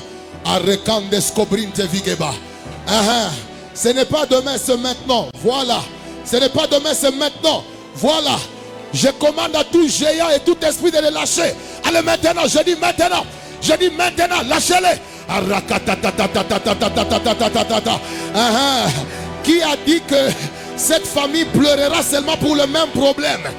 Voilà, la main de Dieu touche des hommes et des femmes qui introduisent un nouveau vent, un nouveau vent, un nouveau vent, un nouveau vent. Je dis un nouveau vent. Protocole, amenez-le. Il y a des gens qui sont délivrés, ils sont libérés maintenant. Je dis libérez leur destinée. une forte onction de restauration sur leur vie maintenant. Je dis sur leur vie maintenant. Sur leur vie. Arakadadabayanda. Si tu es parmi nous, tu es contrôlé par un géant qui opère pour bloquer la manifestation de qui tu dois être. Maintenant, c'est l'huile de la délivrance qui vient sur toi. Allez, libérez-le maintenant. Je dis libérez-le maintenant. Tenez là-bas, tenez la maman là-bas. Protocole, ne soyez pas distrait. Tenez la maman, vous l'amenez. Je suis en train de déclarer maintenant toute personne qui est en ces lieux, qu'on a étouffé, qu'on a bloqué, pour qu'il vive les schémas de la famille. Dans le mariage, lâchez-le. Dans les affaires, lâchez-le. Dans le business, lâchez-le. Allez, libérer leur destinée. Je dis libérer. Je dis libérer leur destinée maintenant. Je dis bien libérer leur destinée. Je dis libérer leur destinée.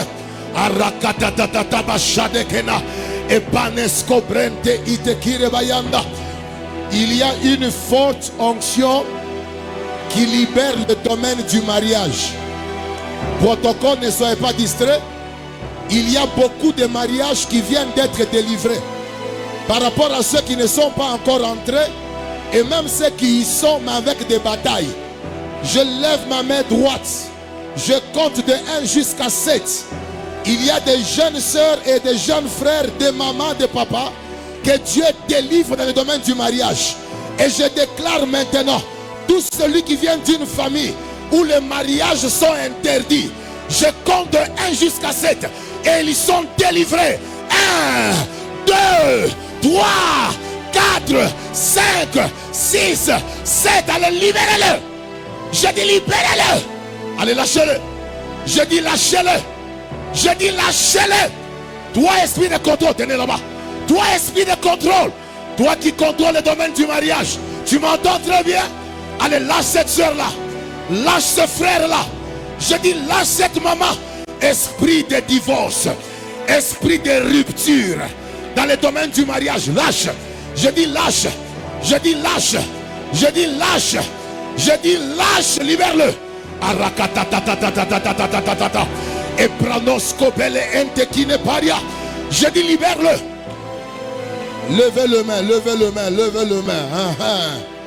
Pendant que je suis en train de parler ici devant, le Saint-Esprit me dit, il y a brisement des alliances qui s'opposent au mariage de gloire.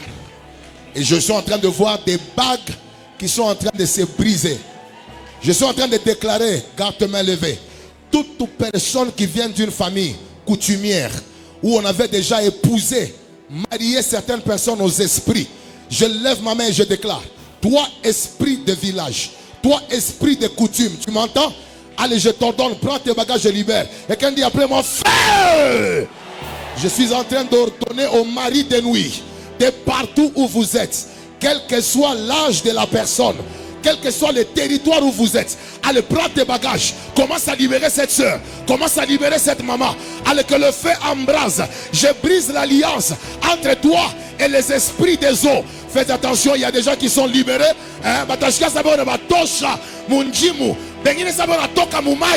Allez, je donne l'ordre aux esprits des eaux, aux esprits ancestraux. Allez, commencez à libérer. Commencez à libérer maintenant. Commencez à libérer. Je dis commencez à libérer maintenant. Allez, lâchez leur vie. Amenez les personnes là-bas derrière, amenez-le. Il y a le feu dans la salle, il y a le feu. Dis après moi feu. Dis après moi feu. Dis après moi feu. Toutes les personnes qui se voient régulièrement dans leur famille de base, levez le main. Tu te vois souvent dans les rêves que tu es chez toi où tu as grandi. Lève le main. Tu rêves régulièrement que tu te vois souvent là-bas. Mets ta main en l'air. Deuxième catégorie de personnes, j'aimerais prier pour les gens qui régulièrement, tu rêves une vie, des choses que tu n'as jamais expérimentées. Ça fait beaucoup d'années. Quand tu te vois dans une vie améliorée. Tu te vois dans une dimension de vie que tu n'as jamais vécue, que tu n'as jamais expérimenté. Tu peux voir l'argent, tu peux voir une vie plus meilleure. Mais quand tu vas dans ce qui doit être meilleur, rien ne se passe. Lève aussi la main. Yes. Je sens une forte grâce qui va introniser beaucoup de gens dans une dimension. Mettez-moi 12 chaises ici devant, s'il vous plaît. Mettez-moi 12 chaises ici devant. 12 chaises rapidement. Rapenos Kobe. Alors, les 12 personnes que la puissance de Dieu va toucher en première position, ce sont des gens qui viennent de recevoir aujourd'hui une forte grâce des finances. Il y a une grande onction dans la salle qui va toucher des gens à qui Dieu vient de faire grâce maintenant de passer à une gloire plus supérieure dans les domaines des finances. Et le Seigneur m'a dit, c'est une intronisation. Pendant que je parle, je déclare que les 12 personnes que Dieu vient de oindre maintenant dans les domaines des finances reçoivent la puissance dans leurs mains et dans leurs jambes. 1, 2, 3, 4, 5. Amenez-les sous les chaises ici. 6, 7, 8. Protocole. Essayez de compter rapidement. 9, 10, 11, 12. Gardez les mains levées. Voilà. C'est une intronisation. Il y a une forte grâce parmi nous. Amenez-le rapidement. La tenescope entequile paria. Yes. Sur les chaises où il s'assoit, il y a une grande onction d'établissement et d'intronisation. Ça, ce n'est pas l'œuvre d'un homme. Ce n'est pas l'œuvre d'un homme. C'est l'œuvre de l'esprit. C'est l'œuvre de l'esprit. Allez, tekene palabra. Yes. Amenez les personnes qui viennent d'être touchées maintenant dans la salle. Oui. Ils sont visités parce qu'à partir de maintenant, Dieu les utilise comme un point de contact pour l'ouverture dans les domaines des finances. Plus jamais dans votre vie, vous allez vous battre pour des petits montants. La grâce de Dieu vient de le oindre. Quelle que soit ton origine, quel que soit ton âge, sous cette onction, la grâce de Dieu te visite. Pendant que je parle, toutes les personnes qui se voient régulièrement dans leur famille de base, je détruis les hôtels qui ont été construits, où vos noms ont été mis, pour vous réclamer toujours dans la réalité de vos origines. Je les ordonne maintenant. Libérez-le. Libérez-le. Voilà. Libérez-le. Je dis libérez-le maintenant. Quelqu'un dit après moi, feu! Tout esprit qui réclame votre destinée pour vous ramener en arrière, je le commande de vous libérer maintenant. Quelqu'un dit après moi, feu! Tu ne rentreras plus dans les réalités de tes origines. Je déclare que tu ne seras plus réclamé dans les réalités de ton origine. Pendant que je suis en train de parler ici, je m'attaque à l'arbre qu'on avait utilisé pour bâtir des hôtels. Je m'attaque au lieu dans lequel on a enterré des choses pour vous représenter, que ce soit les cheveux, que ce soit les habits. Je libère le feu sur ces lieux-là. Et je confesse maintenant la délivrance des personnes qui sont réclamées. Voilà, des personnes qui sont réclamées. J'entends pendant que je suis en train de parler, l'Esprit de Dieu me dit, il y a dans cette salle 3 personnes qui viennent d'être délivrées de mort subite. Gardez les mains levées, de mort subite. Et à partir de la prière que nous venons de faire au sujet du protocole, veillez dans la salle, ils seront visités puissamment. Yes. Yes. Esprit de mort, tu m'entends? Mort subite. De partout où tu es dans la salle. Vite. Libère. Libère. Libère vite. Je dis libère cette personne que vous avez voulu tuer subitement. Voilà. Sa vie est mise à part. Twende. Twende. Amenez-les rapidement. Twende. Esprit de mort, tu m'entends? Tu ne les prendras pas subitement. Allez, pousse des cris et pars. Vite. Je dis pousse des cris et pars. Tu m'entends? Allez, prends tes bagages. Va-t'en vite. Va-t'en. Amenez-nous les personnes qui viennent d'être tombées ici devant. Qui viennent de tomber ici devant rapidement. Je suis en train de m'attaquer au dernier esprit des morts subites. Libère-le. C'est pour la dernière fois que tu tentes de la tuer dans un sommeil. J'arrête la mort. Voilà. J'arrête la mort. Voilà. Allez, partez. Partez. Partez. Partez. Je dis partez. Libérez-le. Point d'esprit de mort. Voilà. Point d'esprit de mort. Point de bio. Point de. Ils n'ont pas le pouvoir de contrôler ta vie. Amenez-le rapidement. Amenez-le. Quelqu'un dit après moi, feu. Feu. Esprit des morts. Libère. Libère. Libère. Libère. Libère.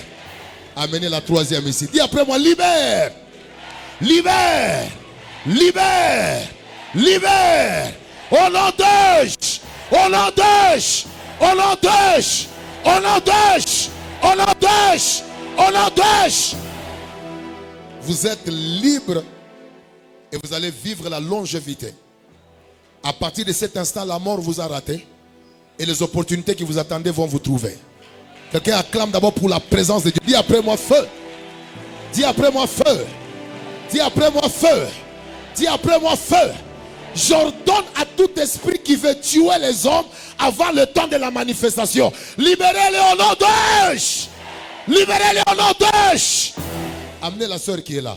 Celle qui part là-bas en orange. Celle pour qui on a prié ici. Qu'elle vienne. Il y a quelque chose que le Seigneur est en train de me montrer. Viens ma soeur, viens. Allez prendre des shkobeke. Dis après moi moto. Dis après moi moto. Moto. Moto. Place tes deux mains sur ton cœur. Ouvre ta bouche. Je commande aux maladies cardiaques de te quitter. Maintenant. Allez, libère-la. C'est un ordre. Vite. Tu libères sa poitrine et tu libères son système de respiration. Toute force qui voulait manger ton intérieur pour étouffer ta vie, libère ta destinée. Tu es libre à partir de ce soir et tu vivras pendant longtemps. Puissance de maladie cardiaque, je te chasse. Va très loin d'elle. Quelqu'un dit après moi feu. Feu. Feu. Feu. Feu. Feu. Feu. Feu. Au nom d'Èche. Au nom d'Èche.